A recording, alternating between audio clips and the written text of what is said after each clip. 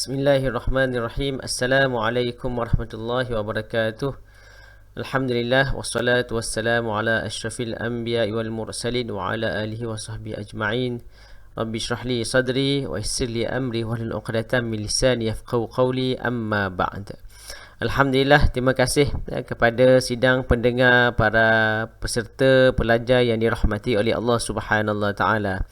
InsyaAllah pada video kali ini saya akan menjelaskan kepada semua fiqh puasa ataupun fiqh puasa. Seperti yang kita sedia maklum, dalam ibadah seseorang, ia tertakluk kepada beberapa perkara. Perkara pertama yang dinilai oleh Allah Subhanahu wa taala tidak lain tidak bukan iaitu solat. Maka dengan menyempurnakan solat, insya-Allah memudahkan kita semua untuk melakukan ibadah-ibadah yang lain. Sekiranya ibadah solat itu tidak cantik, tidak baik, tidak sempurna, nescaya sukar untuk kita menyempurnakan ibadah-ibadah yang lain. Kerana solat itu ialah kepala kepada ibadah. Baik, insya-Allah pada kali ini saya akan menjelaskan kepada semua berkaitan dengan fiqh puasa. Fiqh ialah bermaksud kefahaman. Puasa merupakan perkara menahan diri daripada melakukan sesuatu seperti makan, minum dan bercakap. Hal ini berdasarkan firman Allah Subhanahu wa taala dalam surah Maryam, iaitu menceritakan berkaitan dengan keadaan Maryam, ayat yang ke-16. Inni nazartu lirrahmani sawma. Sesungguhnya aku bernazar diam membisu kerana Allah. Sauma itu maksudnya diam. Maknanya ia menahan diri daripada untuk bercakap. Jadi puasa ni ialah menahan diri daripada melakukan sesuatu. Sama ada bercakap, makan, minum dan sebagainya. Itu ialah dari sudut bahasa. Manakala dari sudut syarak pula, sidang pendengar yang dirahmati oleh Allah Subhanahu wa taala sekalian, iaitu menahan diri daripada sebarang perkara yang membatalkan puasa bermula dari terbit fajar hingga matahari terbenam dengan niat. Boleh bagi perhatian di sini kepada semua para pendengar, dari sudut syarak ataupun istilah, puasa ialah menahan diri daripada sebarang perkara yang membatalkan puasa bermula dari terbit fajar hingga matahari terbenam dengan niat. Ada 3 perkara yang penting di dalam puasa ini. Yang pertama ialah menahan, imsaku. Imsak maksudnya menahan diri daripada perkara yang membatalkan puasa. Contohnya ialah seperti makan, minum, bersetubuh dan lain-lain. Bila fatrahnya, bila waktunya, iaitu bermula daripada terbit fajar, yakni waktu subuh sehingga matahari terbenam waktu maghrib dengan niat. Maka kalau seseorang itu tidak ada niat, tidak makan, tidak minum, maka apa yang dilakukan hanyalah sia-sia sahaja. Maka di sini perlu saya tekankan bahawa niat perlu diperbaharui pada setiap malam. Nawaitu sawma ghadin an adai fardhi syahri Ramadan hadhihi sanati lillahi ta'ala. Jadi itu niat yang kita perbaharui pada setiap malam. Baik. Seterusnya ialah sejarah pensyariatan puasa. Sejak bila puasa ini ada? Sejak bila puasa ini disyariatkan? Jadi jika dilihat pada slide di hadapan ini, puasa Ramadan difardukan pada bulan Sya'ban tahun kedua Hijrah. Maka Nabi SAW tahun pertama hijrah daripada kota Mekah ke kota Madinah, puasa tidak diwajibkan lagi, tidak difardukan lagi. Pada tahun kedua menetap di kota Madinah, barulah difardukan untuk berpuasa. Pada permulaan di kota Madinah, Nabi SAW hendak menyatukan kaum Muhajirin dan juga Ansar, nak menyelesaikan masalah-masalah kerajaan Islam ketika itu. Pada tahun kedua barulah difardukan puasa itu kepada semua umat Islam. Namun begitu, ibadah puasa telah diamalkan oleh umat-umat terdahulu, akan tetapi kewajipan puasa Ramadan belum disyariatkan lagi ketika itu. Beza antara keduanya, Umat terdahulu berpuasa tetapi puasa Ramadan belum disyariatkan, manakala umat Nabi Muhammad sallallahu alaihi wasallam berpuasa ketika itu puasa Ramadan telah disyariatkan. Apa dalil yang menunjukkan bahawa telah ada puasa ini pada kehidupan pada zaman sebelum Nabi Muhammad sallallahu alaihi wasallam? Dalam dalil yang di hadapan ini, a'udzubillahi minasyaitonirrajim. Ya ayyuhalladzina amanu kutiba alaikumus shiyam kama kutiba alal ladzina min qablikum la'allakum tattaqun. Wahai orang-orang yang beriman, diwajibkan atas kamu berpuasa sebagaimana diwajibkan atas orang-orang sebelum kamu agar kamu bertakwa. Jadi secara jelas kita dapat lihat di sini bahawa Allah Subhanahu wa taala bagi tahu kepada kita, ya ayyuhallazina amanu kutiba alaikumus shiyam, difardukan puasa ke atas kamu, kama kutiba alal ladzina min qablikum, seperti mana difardukan ke atas umat terdahulu. Umat Nabi Nuh alaihi salam, umat Nabi Saleh, umat Nabi Yunus dan lain-lain telah ada puasa. Tetapi puasanya lain daripada puasa yang ada pada zaman Nabi Muhammad sallallahu alaihi wasallam. Dan juga objektif kepada puasa jika dilihat pada ayat ini tidak lain tidak bukan la'allakum tattaqun, moga-moga kamu bertakwa. Sedang hadirin pendengar yang rahmati oleh Allah Subhanahu wa taala, puasa merupakan suatu proses nak capai kepada objektif. Objektif ialah takwa. Okey, maka proses itu mestilah proses yang lama, yang panjang. Jika dilihat kita berpuasa sejak daripada kecil, sejak daripada kita umur remaja, kanak-kanak, dewasa sehinggalah tua, kita berpuasa. Ini menunjukkan bahawa proses yang lama. Seperti contoh, seseorang yang bertolak daripada Terengganu pergi ke Kuala Lumpur. Jadi objektif dia ialah di Kuala Lumpur. Jadi perjalanan daripada Terengganu itu makan masa lebih kurang dalam 5 jam. Jadi apa yang dihadapi di situ antaranya ada, orang kata ada masalah letih, kemudiannya dalam masa yang sama nak pergi ke toilet, lapar, nak makan, kemudiannya jalan yang jam, trafik yang banyak. Maka itu ialah proses. Proses ini mestilah sesuatu perkara yang panjang. Jadi nak sampai daripada Terengganu ke Kuala Lumpur perlu melalui Kuantan, kemudiannya Gambang, kemudiannya seterusnya ada daerah-daerah sebelum sampai ke Kuala Lumpur. Maka begitu jugalah puasa kita daripada kecil pergi kepada remaja, belia, dewasa sehinggalah kita meninggal dunia. Maksudnya peningkatan dari sudut kualiti puasa itu mesti ada, sebab ia merupakan proses. Sebuah kilang tidak akan memproducekan jumlah yang sama, sebab mereka akan menaik tarafkan kilang mereka, production mereka, supaya objektif keuntungan itu dapat berlipat kali ganda. Jadi begitulah proses untuk puasa, perlulah tulil umur, sepanjang umur. Akhirnya ialah puasa yang terakhir kita yang terbaik, yang diterima oleh Allah Subhanahu taala, insya-Allah. Baik, apakah hikmah yang terdapat di sebalik puasa? Hikmah ini merupakan perkara yang terdapat di sebalik, sama ada tersurat ataupun tersirat. Hikmah bermaksud bijaksana. Dalam suratul Baqarah Allah Subhanahu wa taala berfirman, yu'til hikmata man yasha.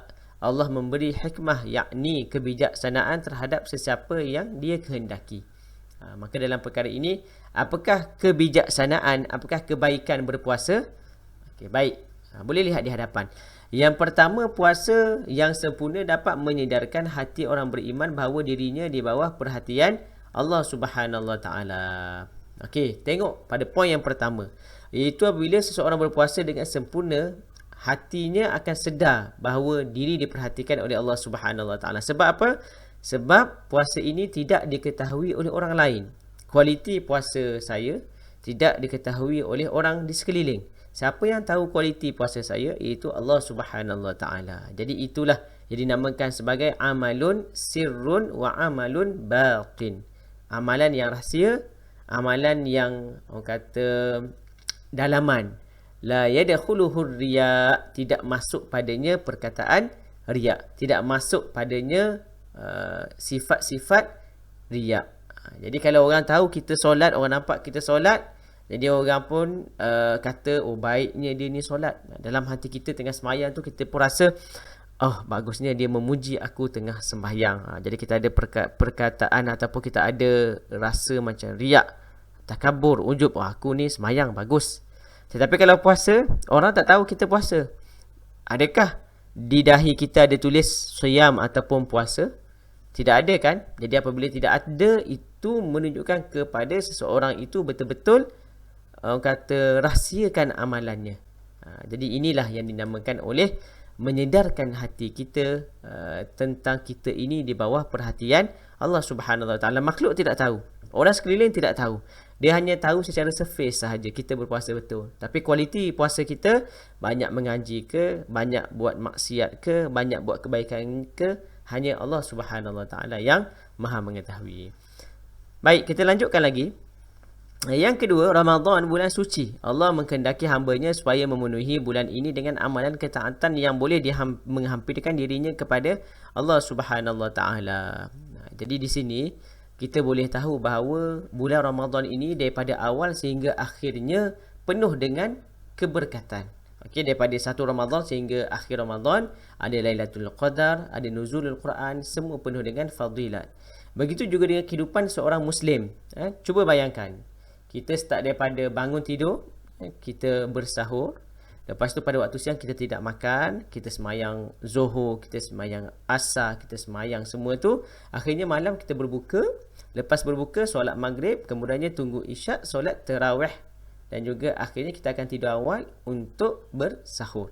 Jadi circle ini menunjukkan bahawa bulan Ramadan ialah bulan ketaatan kepada Allah Subhanahu Wa Taala. Moga-moga apabila habis Ramadan, kita punya gandaan pahala itu berlipat kali ganda. Baik. Yang ketiga, puasa Ramadan dapat mendidik jiwa dan menjauhi sifat keras hati. Apabila kita rasa lapar, kita pun tahu bagaimana orang miskin itu merasai rasa lapar. Bayangkan kalau tidak ada puasa, bagaimana kita nak tahu keadaan lapar seseorang yang miskin? Sebab hari-hari ada makanan kan? Jadi tidak merasai, tidak menjiwai golongan yang miskin. Jadi inilah mendidik jiwa. Baik. Yang terakhir sekali, dapat mewujudkan sifat kasih sayang antara orang kaya dengan orang yang miskin. Contohnya apabila orang yang kaya yang ada duit, mereka akan derma kepada orang yang memerlukan. Lebih daripada itu lagi, mereka memberi makanan. Memberi makanan kepada orang berpuasa ini, pahalanya ialah pahala seperti mana orang itu berpuasa. Tidak akan kurang walaupun sedikit. Jadi kalau kita mampu, kalau kita ada duit lebih, kita belanja kawan kita, adik-beradik kita berbuka puasa supaya pahala yang didapat turut kita dapat. Cumanya perkara yang kita perlu lihat ialah bukan bermakna dia berpuasa, kita dapat pahala dia, kita tak puasa pun tak apa. Jadi itu konsep yang salah. Jadi dia jawab, tak apa tak puasa sebab saya dah belanja dia makan, saya dah berbelanja dia untuk berbuka puasa, pahalanya bagi saya tidak perlu berpuasa. Itu konsep yang salah. Baik, seterusnya ialah syarat wajib puasa Ramadan. Apakah syarat wajib puasa Ramadan? Okey, semua boleh perhatikan betul-betul. Kalau ada pen, boleh tulis. Ni nota Okey, yang pertama ialah Islam. Maka puasa tidak wajib kepada orang kafir. Kalau dia puasa pun tidak ada apa-apa bagi dirinya. Yang kedua ialah mukallaf. Orang Islam yang sampai had baligh dan waras fikiran dan diberi tanggungjawab hal agama. Maksudnya dia dah sampai akil baligh, tidak ada perkara yang menghalangnya, maka ia dikira sebagai mukallaf. Yang ketiga, tiada sebarang keuzuran yang menghalang puasa atau mengharuskan berbuka. Tidak ada sakit, tidak ada musafir, tidak ada masalah, maka wajib berpuasa. Jadi ada 3 syarat wajib puasa. Yang pertama Islam, yang kedua mukallaf, yang ketiga tiada sebarang keuzuran yang menghalang puasa atau mengharuskan berbuka puasa. Syarat merupakan perkara yang di luar daripada amalan itu. Okey, faham sekali lagi. Kalau kita lihat definisi kepada syarat itu, merupakan syarat ialah perkara yang sebelum kita buat sesuatu perkara. Syarat wajib sebelum nak puasa, kena tahu kita Islam ke tak. Sebelum berpuasa kita mukallaf ke tak. Sebelum puasa kita tahu kita ni ada tak keuzuran. Jadi kalau tidak ada keuzuran, maka kita boleh teruskan berpuasa. Itu yang dimaksudkan dengan syarat. Nah, berbeza dengan rukun. Rukun ialah sebahagian daripada amalan ibadah itu sendiri. Baik. Ada dua rukun sahaja. Okey, boleh lihat di hadapan semua para pendengar yang dirahmati oleh Allah Subhanahu Wa Taala. Yang pertama ialah niat. Okey, niat pada waktu bila? Niat pada waktu malam. Yang kedua, menentukan jenis puasa. Yang ketiga, niat berulang-ulang. Tidak membadai dengan niat sekali. Okey, semua para pendengar sila ambil perhatian. Tidak memadai dengan hanya niat sekali sahaja untuk 1 bulan. Dalam mazhab Syafi'i, kita kena memalamkan niat, menentukan niat setiap malam. Cumanya cara yang terbaik kita gabungkan kedua-dua. Moga-moga kalau kita terlupa, ia dimaafkan oleh Allah Subhanahu Wa Taala. Okey, boleh semua jadi pertama ialah niat. Yang pertama waktu malam. Sebab itu lafaz dia nawaitu sawma ghadin an adai fardhi syahri Ramadan hadhihi sanati lillahi ta'ala. Jenis puasa kita dah beritahu dah, syahri Ramadan. Okey, jadi kena adalah di situ. Yang kedua ialah menahan diri daripada perkara yang membatalkan puasa. Okey, apa perkara yang membatalkan puasa? Cuba tengok. Yang pertama, makan minum. Yang kedua, memasukkan satu benda ke dalam rongga melalui ruang yang sedia terbuka. Okey, apa yang dimaksudkan dengan ruang yang sedia terbuka? Contohnya, hidung terbuka kan? Mulut terbuka, telinga terbuka. Mata tertutup. Mata tidak terbuka, tertutup. Sebab itu kalau letak aimo, ubat mata dalam mata, tidak membatalkan puasa. Tapi kalau kita ambil aimo, kita letak dalam tekak kita, kita telan, maka itu batal puasa. Jelas Yang membatalkan puasa ialah memasukkan sesuatu ke dalam rongga yang terbuka. Rongga terbuka apa dia? Contohnya ialah mulut, hidung, telinga. Kalau seorang kena cocok di tangan, di kulit kita, maka kulit kita bukan rongga terbuka, maka tidak batal puasa. Seterusnya ialah muntah dengan sengaja. Siapa yang muntah dengan sengaja, batal puasanya. Bersetubuh dengan sengaja, bukan sahaja batal, bahkan kena kafarah. Yang seterusnya, mengeluarkan air mani dengan sengaja. Tidak sengaja, tak apa. Tertidur, lepas tu termimpi, maka di situ dimaafkan, boleh terus puasa. Yang seterusnya ialah haid dan nifas.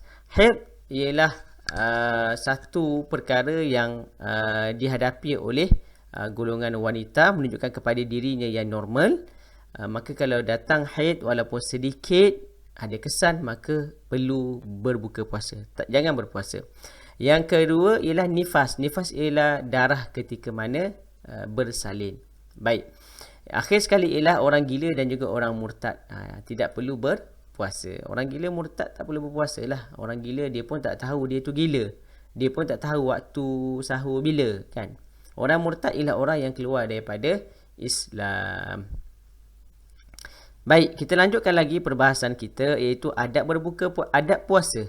Adab-adab puasa. Yang pertama ialah segera berbuka setelah matahari terbenam.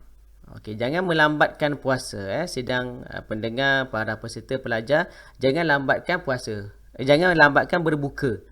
Okey, apabila dah azan, terus berbuka. Jangan kita nak semayang dulu, kita nak mandi dulu, kita nak buat perkara lain dulu. Jangan. Sebab di sebalik segera berbuka itu ada keberkatan. Jadi jangan kita sia-siakan waktu berbuka. Waktu berbuka waktu yang seronok. Dalam satu hadis Nabi SAW, Nabi bersabda, lis-shaimi farhatani. Orang yang berpuasa ada dua jenis kegembiraan. Farhatun, satu ialah kegembiraan ketika mana berbuka puasa. Yang kedua ialah kegembiraan liqa'i rabbih, bertemu dengan Tuhannya. Jadi masa kita berbuka, maka itu kita gembira. Jadi jangan lambatkan kegembiraan tersebut. Yang kedua, bersahur. Tasaharu fa inna fis sahuri barakah. Barakah. Janganlah bersahurlah kamu, sungguhnya dalam bersahur itu ada barakah. Apa maksud barakah? Apa maksud berkat? Berkat dalam bahasa mudah difahami ialah ziyadatul khair, bertambahnya kebaikan. Dah baik dah, tapi tambah lagi kebaikan, tambah lagi kebaikan. Itu maksudnya berkat ataupun barakah. Yang keempat, meninggalkan kata-kata keji dan perbuatan yang memberahikan. Kata-kata keji ni mulut. Okey, man lam yada' qaula zur wal amala bih falaysa lillah ay yada'a falaysa lillah hajatun ay yada'a ta'ama wa syarabahu. Nabi kata, siapa yang tak meninggalkan qaula zur, kata-kata tipu, kata-kata yang tak baik, dan juga mengamalkannya lagi, maka Allah Subhanahu Wa Taala tidak berhajat kepada puasanya yang tidak makan dan juga tidak minum. Jadi sia-sialah apabila bangkit di hadapan Allah, kosong pahalanya sebab ia tidak menjaga lisan, lidahnya daripada perkara yang tidak baik. Okay, next. Mandi janabah sebelum terbit fajar. Kalau ada orang yang berjunub, maka mandi sebelum terbit fajar. Kalau mandi selepas, puasanya sah tetapi makruh. Meninggalkan bekam di kepala dan badan. Okey, jangan berbekam pada bulan puasa sebab ia akan melemahkan badan. Jadi puasa bekam pada bulan yang lain lah. Merasa atau mengunyah makanan. Jangan. Berdoa ketika berbuka dan juga terakhir sekali banyakkan memberi sedekah. Tadarus Quran i'tikaf di masjid. Jadi memberi sedekah kalau kita mampu, kita bagi. Kemudian tadarus Quran. Tadarus Quran maksudnya kita baca Al-Quran. Tadarus daripada kalimah darasa. Darasa, tadarasa maksudnya belajar. Nabi apabila bulan Ramadan, Nabi bertadarus Quran dengan Jibril alaihi salam satu kali khatam satu kali. Kemudiannya pada tahun Nabi sallallahu alaihi wasallam meninggal dunia, Nabi baca dengan Jibril sebanyak dua kali. Ini menunjukkan kepada kita perlu baca di hadapan seseorang. Tadarus. Boleh faham Sebab apa? Sebab kalau kita baca seorang, kita tidak tahu di mana kesilapan kita dan juga kita tidak ada connection dengan orang lain. Manakala kalau kita tadarus, kita boleh tahu kita punya level bacaan kita, malah kita boleh bagi panduan kepada orang yang baca salah. Kemudiannya kita ada human touch di situ. Maknanya kita pun ada ruang untuk kita berbicara dengannya, kita rasa selesa, kita rasa berlapang hati. Jadi tadarus Quran sangat dituntut di dalam bulan Ramadan. Sama ada khatam ataupun tidak khatam, itu perkara yang kedua. Yang penting ialah baca Quran. Syahrul Ramadan alladhi unzila fihil Quran. Pada bulan Ramadan diturunkannya Al-Quran. Okey. Inna anzalnahu fi lailatul qadr. Sungguhnya kami turunkan Al-Quran pada malam Al-Qadar. Inna anzalnahu fi lailatin mubarakah. Sungguhnya kami turunkan Al-Quran pada malam yang mulia. Malam yang mulia ini tidak lain tidak bukan itu malam Al-Qadar, Lailatul Qadar. Okay, next. Apakah perkara sunat puasa? Puasa sunat. Okay. Puasa sunat tujuannya ialah mengabdikan diri kepada Allah dengan melakukan ibadah bukan fardu. Puasa sunat adalah antara ibadah yang paling afdal. Hikmahnya ialah untuk tingkat pengabdian dan pendampingan diri kepada Allah dan juga Allah lebih sayang. Jadi di samping puasa fardu ada juga puasa sunat. Di samping solat fardu ada juga solat sunat. Okey, baik. Kalau solat fardu, kita buat solat sunat pula. Solat sunat itu akan cover mana yang terkurang pada solat fardu. Begitu juga dengan amalan puasa. Mana-mana puasa kita yang tak cantik, insya-Allah Allah akan top up, Allah akan cover sekiranya kita perbanyakkan puasa sunat. Baik, apakah jenis puasa sunat itu? Cuba tengok di hadapan semua. Okey, jenis puasa sunat. Yang pertama, puasa pada hari Arafah. Ini yang orang buat haji tak puasa lah. Orang yang bukan buat haji, maka ia berpuasa. Dia sunat berpuasa. Sunat berpuasa pada hari Arafah 9 Zulhijjah bagi orang yang tidak mengerjakan haji. Puasa pada hari Ashura dan Tasu'a pada bulan Muharram. Itu juga sunat. Puasa Isnin dan juga Khamis. Okey. Puasa selama 3 hari sebulan. 13, 14 dan 15 setiap bulan. Dan juga puasa 6 hari di bulan Syawal. Jadi mana yang paling hampir dengan kita? yang paling hampir dengan kita sebab kita berada pada bulan Ramadan ini, iaitu puasa 6 hari di bulan Syawal. Maka kalau dalam keadaan kita masih dalam bulan puasa, kita pun berniat insya-Allah kalau dipanjangkan umur kita akan cuba puasa 6 hari pada bulan Ramadan kerana fadilatnya yang besar. Siapa yang berpuasa Ramadan summa atba'ahu sittah, kemudian diikuti dengan 6 hari pada bulan Syawal, kana siyamid dahri, seperti mana ia berpuasa 1 tahun penuh. Jadi nak puasa 1 tahun penuh bukan senang, tapi kita mendapat fadilat tersebut apabila kita puasa 6 hari di bulan Syawal. Jadi sebenarnya bulan puasa ni ia orang kata ialah satu sekolah. Kemudiannya pada 6 hari itu ialah praktikal keluar sekolah. Jadi maksudnya ia tidak melepaskan kita begitu saja. Allah Subhanahu Wa Taala tahu dengan keadaan manusia yang lemah ini, apabila kita keluar daripada bulan Ramadan, setengah daripada orang Muslim ini dia lupa dah puasa, dia lupa dah untuk amalan tahajud apa semua. Jadi Allah nak mengikatkan lagi orang kata perkara yang baik ini, Allah adakan puasa 6 hari di bulan Syawal dengan ganjaran yang besar. Baik. Seterusnya ialah puasa makruh. Apa yang dimaksudkan dengan puasa makruh?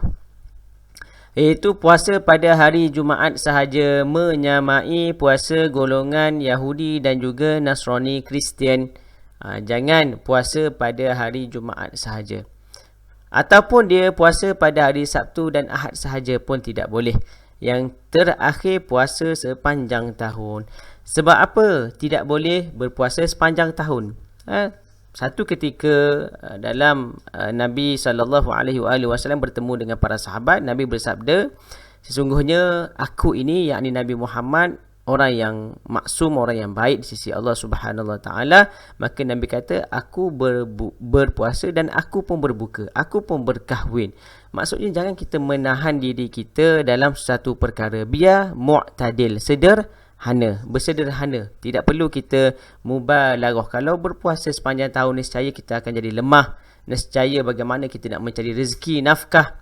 Jadi berpuasalah pada takat yang kita mampu dan juga menurut aturan yang diajar oleh baginda Nabi SAW. Dan juga yang terakhir sekali, sidang pendengar yang dirahmati oleh Allah Subhanahu Wa Taala sekalian, iaitu puasa yang haram. Puasa pada hari raya Aidilfitri dan Aidil Adha. Jangan puasa pada kedua-dua hari ini.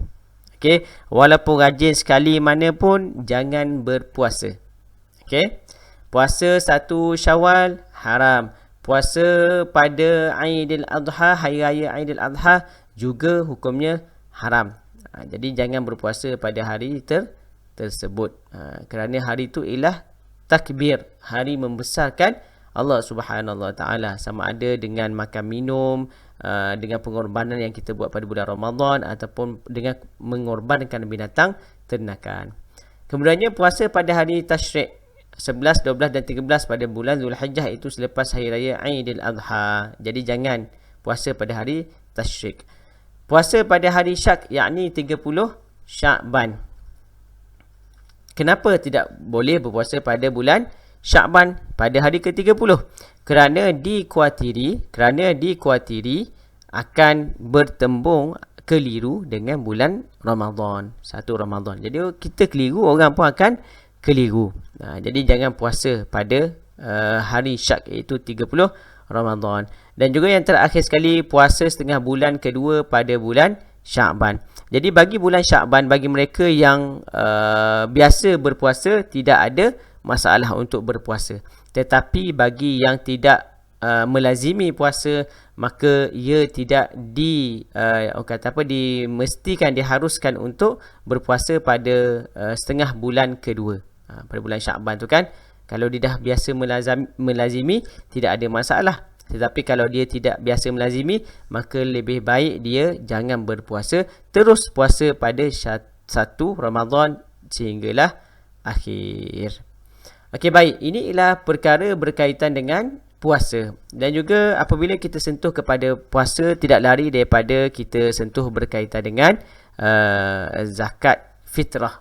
Ini ialah difardukan ke atas individu yang berkemampuan. Tujuannya ialah untuk membantu orang-orang yang miskin. Okey. Dalam puasa juga perkara yang penting ialah ia mengawal nafsu daripada terus membuat-buat. Dalam setengah kitab kata, dengan berpuasa ia akan menyempitkan ruang-ruang syahwat, ruang-ruang nafsu. Nafsu dia akan jadi besar apabila kita penuh badan kita dengan makanan. Syaitan mudah masuk apabila kita rasa kenyang. Sebab itu kalau kenyang sangat, membuatkan kita mengantuk, akhirnya tidur tidak produktif. Baik. Jadi dengan kita tidak makan pada bulan Ramadan ini, ia akan menyempitkan ruang-ruang syahwat. Syaitan pun nak masuk pun tak boleh. Ditambah pula diikat syaitan tersebut. Maka sebab itulah pada bulan Ramadan kadar jenayah berkurangan, tetapi amalan ibadah sangat dilipat kali gandakan.